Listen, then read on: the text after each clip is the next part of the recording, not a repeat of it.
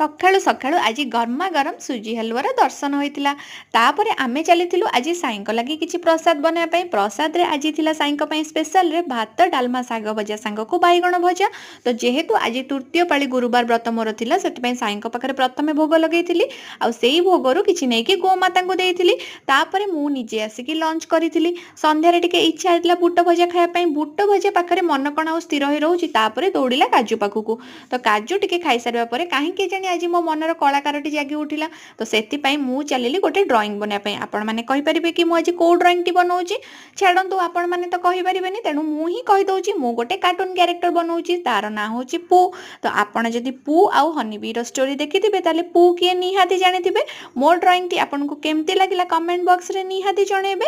ଯଦି ଆପଣଙ୍କୁ ଆମ ଭିଡ଼ିଓ ଭଲ ଲାଗୁଥିବ then like, share and subscribe. Sairam ମୋ ସବସ୍କ୍ରାଇବର ମାନଙ୍କ ଉପରେ ସବୁବେଳେ କୃପା ଦୃଷ୍ଟି ରଖିଥାନ୍ତୁ। ଜୟ ସାଇରାମ।